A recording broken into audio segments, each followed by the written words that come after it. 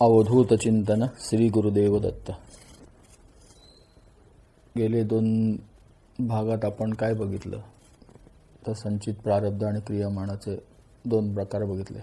साहजिकच आहे, श्रद्धाळू मन हा प्रश्न विचारणारच मला.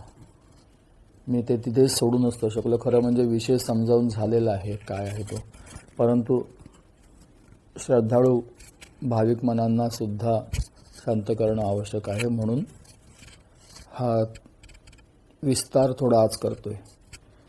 तर विषय असा आहे की जर खूप चांगली कर्म केली तर काय होतं,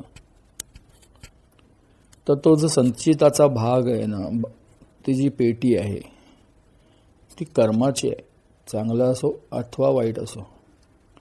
जर वाईट कर्म भोगण्यासाठी प्राप्त परिस्थिती तयार होते, तर चांगल्या कर्मांना उपभोगण्यासाठी सुद्धा परिस्थिती तयार होते, त्यासाठी सुद्धा जन्म घ्यावा लागतो. ज्या वेळेला तुम्ही दान धर्म पुण्य कमवण्यासाठी करता, तेव्हा ते पुण्य भोगण्यासाठी उपभोगण्यासाठी त्याचा आनंद घेण्यासाठी तुम्हाला परत यावंच लागतं. नेकी कर और कुएं में डाल अशी एक संज्ञा आहे हिंदीमध्ये. त्याचा अर्थच लोकांना समजून येत नाही. आपण दगडापेक्षा वीट मऊ म्हणतो, तशातला थोडासा प्रकार आहे. मला कर्म तर करायचंय, दानधर्म करायचंय, लोकांचं भलं करायचंय आणि त्याला खाली नाव द्यायचंय. अमक्या तमक्याकडनं एवढे लाख, अमक्या तमक्याच्या नावाची ही पायरी, अमक्या तमक्याने हे प्याऊ बांधलं पाण्याचा.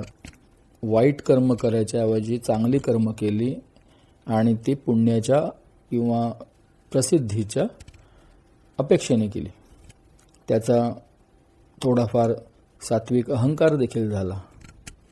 देवाचं केलं, भक्ती केली, मंदिरं बांधली, जीर्णोद्धार केला, सगळं केलं, पण आपलं नाव दिलं किंवा कुठेतरी आतमध्ये सुप्त इच्छा राहिली की मला कोणीतरी भक्तिमान म्हणावं.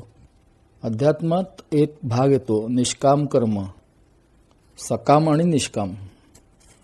देवाची उपासना सुद्धा काही एक प्राप्त करण्यासाठी केली तर परीक्षा जास्त घेतली जाते नैसर्गिक शक्तींकडनं, आणि कधी कामाचा रिझल्ट मिळतो, कधी मिळत नाही. मग लोक ते करतच राहतात परत परत परत परत.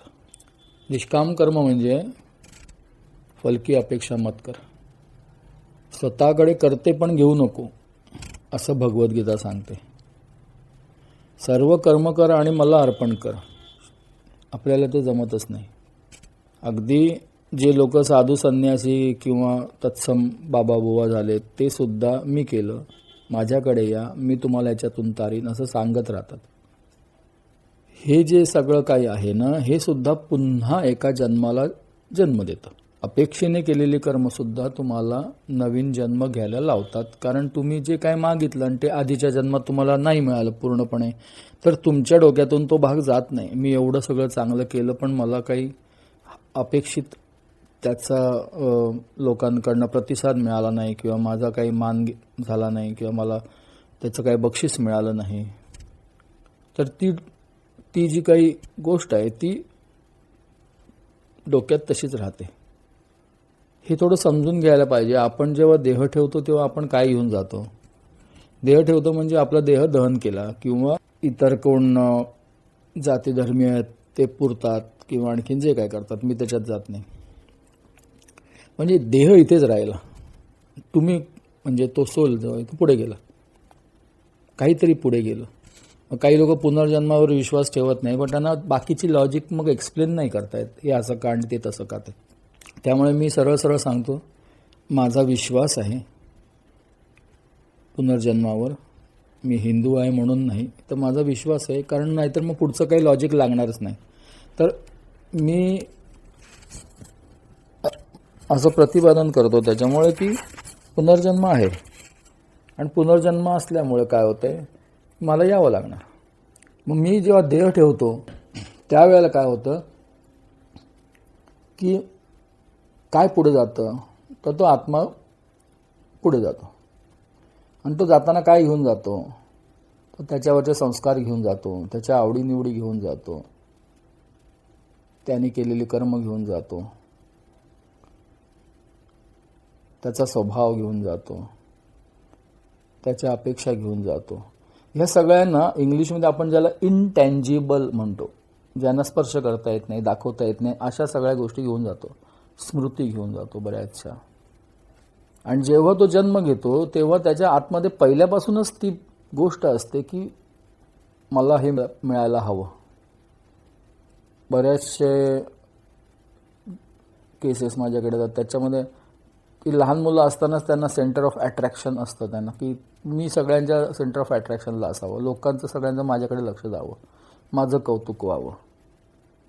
तर एवढ्या लहान वयात किंवा हे पत्रिकेत म्हणूया आपण, त्यांच्या पत्रिकेत ही गोष्ट येते, म्हणजे ह्याचा अर्थ की किती किती घट्ट ते संस्कार त्यांच्यात रुजलेत बघा.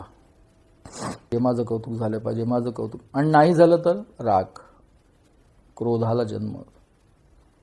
क्रोधाने काय होतं, मत्सर किंवा असूया निर्माण होते, म्हणजे परत तुम्ही चांगल्या कर्माकडनं वाईट क्रियामानाकडे जायला सुरुवात करता. तर जे बांधणं आहे ना ते संपत नाही बरं का, चांगलं वाईट चांगलं वाईट. फक्त निष्काम कर्म केलं तरच तुम्ही हळूहळू या जन्ममरणाच्या चक्रातून सुटत जाल. सर्व कर्म ईश्वरार्पण करता आली पाहिजेत. इथे नाही म्हणलं तरी अध्यात्म येतं, कितीही टाळायचं म्हणलं तरी अध्यात्म हा आपल्या आयुष्याचा आविर्भाग असा भाग आहे. हे होणारच, आणि ह्याच्याशिवाय तुम्ही समजून येणार नाही. तुम्हाला समोरचा असा का वागतो हे समजून येणार नाही, का माझ्या आयुष्यात असं होतं हे समजून येणार नाही. ह्याच्या आधीच्या भागात आपण फक्त स्वभाव बघितले होते, आपण कसे वागतो, का वागतो, तर त्याच्या मागे ही मनोभूमिका आहे. येत्या भागात त्या स्वभावांचा आपल्याला काही त्रास होतो आणि तो का असा स्वभाव आहे आपला, हे थोडं उदाहरणाने बघू. आणि ती उदाहरणं जी आहेत ती आपण आपली जन्मतारीख आणि थोड्याफार प्रमाणात ग्रहांचा प्रभाव अशा तऱ्हेने बघत जाऊ. ते फार इंटरेस्टिंग असेल तुमच्यासाठी. ते तुम्हाला खूप काही इन्साइट्स देऊन जाईल, तुम्हाला खूप काही समजायला लागेल स्वतःबद्दल. मैं ऐसा क्यों हूँ ही गोष्ट उलगडेल अशी मी आशा करतो. आणि मी आज इथेच थांबतो. भक्तवत्सल भक्ताभिमानी राजाधिराज योगीराज परब्रह्म सद्गुरु श्री स्वामी समर्थ महाराज की जय.